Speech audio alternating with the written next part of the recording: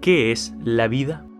Existen numerosas definiciones de vida formuladas a partir de diferentes características de los seres vivos: replicación, metabolismo, evolución, energía, autopoiesis, etc.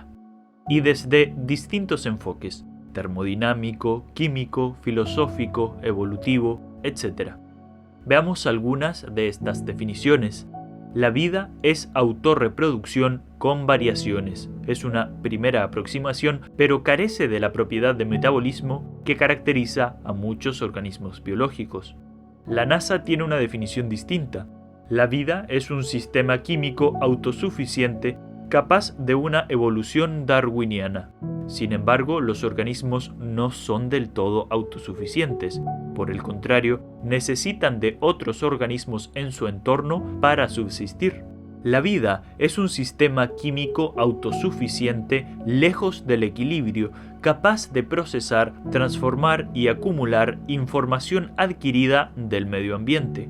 Esta definición aparece en el artículo Hacia una definición de la vida, pero nuevamente comete el mismo error. Los organismos no son autosuficientes. Por otro lado, no hay consenso alguno en si se debe o no atribuir vida a los virus. Los virus se reproducen, mutan e interaccionan con las células, aunque no poseen metabolismo ni procesan materia o energía. De manera que, con respecto a lo que es la vida, en el ámbito científico no hay una verdad establecida. Esto complica un poco el asunto de este video, porque ¿cómo evaluaremos si la Tierra está viva o no, cuando ni siquiera se sabe si un virus está vivo o no, ni qué es la vida? Definir si la Tierra está viva o no es una cuestión que depende de lo que se entienda con el concepto vida. De todas formas, hablar de una Tierra como organismo viviente generaría más de alguna polémica en el terreno científico. Pero esta discusión no es antigua. Por el contrario, fue hace muy poco que se comenzó a pensar que la Tierra era una especie de roca flotante inerte capaz de hospedar organismos sin ser ella uno de ellos. Hace tan solo 1 o 2 siglos atrás, era común entre filósofos, médicos, biólogos, etc., referirse a los organismos vivos como portadores de una especie de fuerza vital. Esta corriente es denominada vitalismo. El vitalismo concibe que la vida es un elemento, una sustancia o fuerza que permea a todos los organismos, pero que forma parte de la Tierra o inclusive del universo como un todo. El vitalismo como idea científica fue descartado cuando se sintetizó por primera vez un compuesto orgánico a partir de elementos inorgánicos en 1828, la urea. Sin embargo, los experimentos de laboratorio que han intentado producir las moléculas orgánicas necesarias para la vida no han podido encontrar las condiciones específicas bajo las cuales se supone que todos estos componentes fueron sintetizados de manera azarosa en la Tierra. En los experimentos aparecen aminoácidos como norvalina y norleucina, que no existen en condiciones naturales en la Tierra y no tienen tampoco ninguna utilidad para la vida.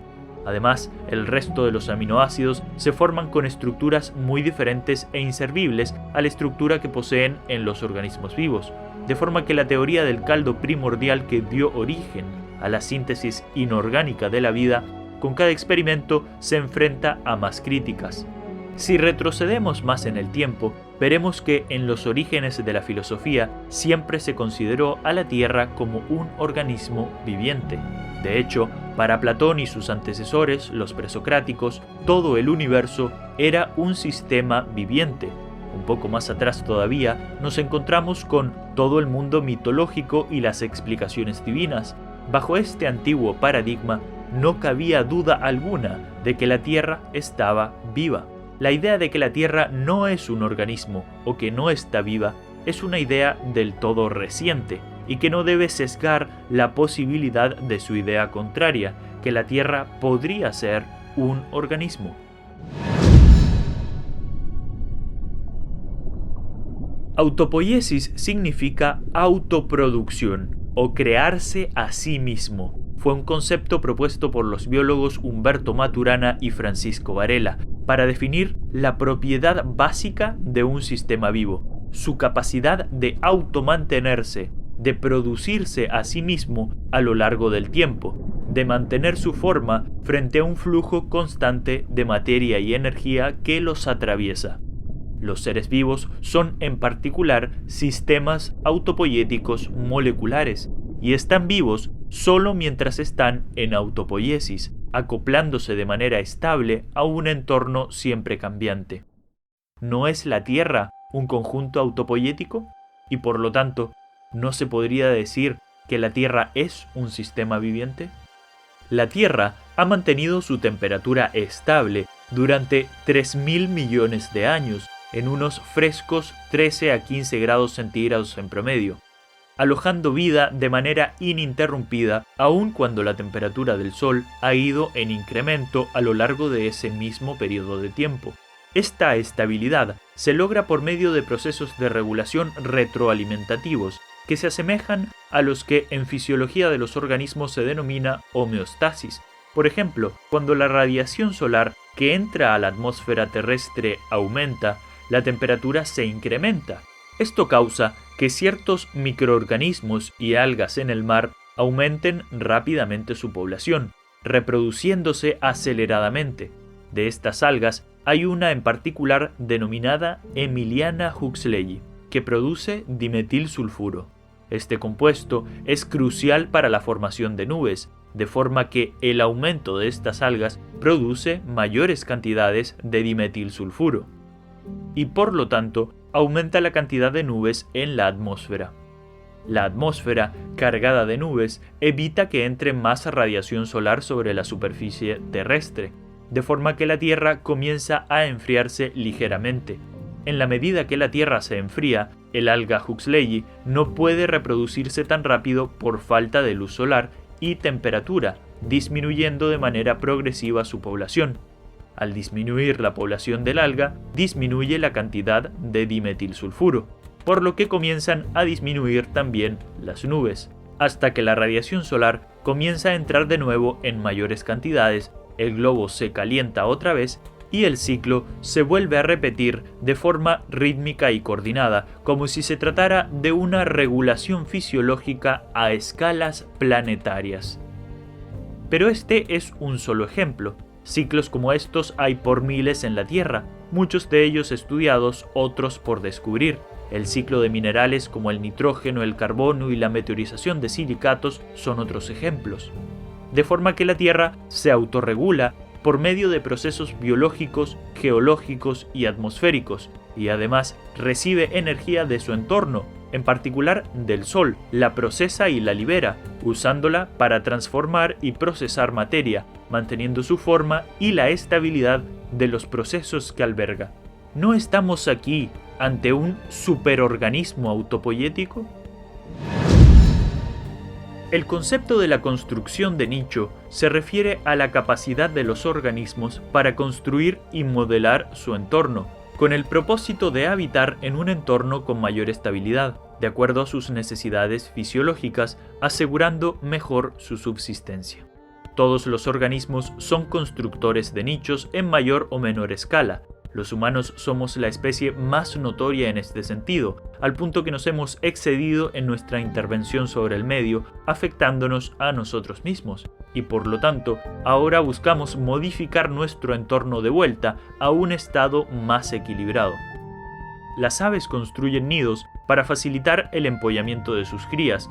Los castores construyen represas para proteger sus madrigueras. Las plantas asociadas con algas y bacterias modifican la composición, la estructura y la química del suelo, adecuándolo a sus necesidades fisiológicas.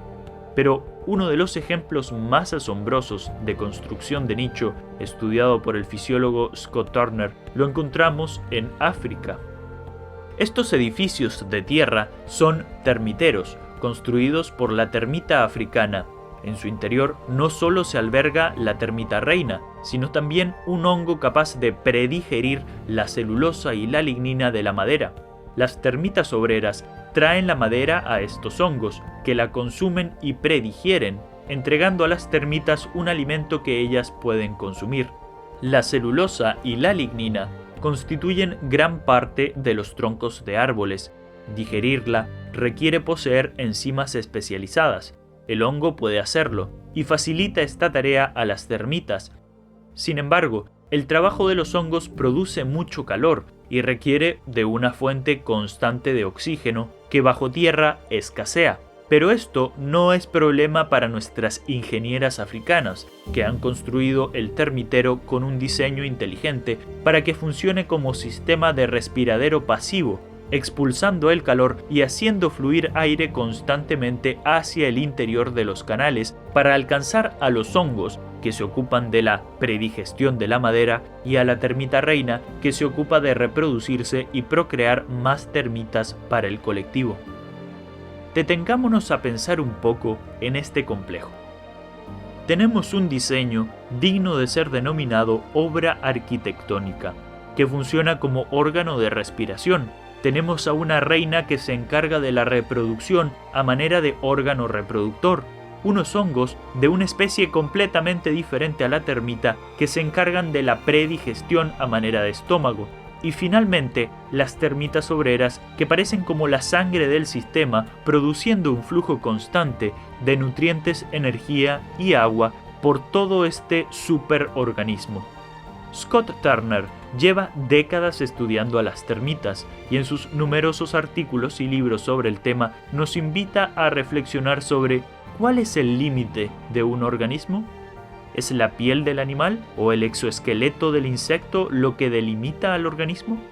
¿No es acaso este ejemplo del termitero, en conjunto con el hongo, la reina y las obreras, un organismo en su totalidad que trasciende y abarca a los individuos que componen el sistema?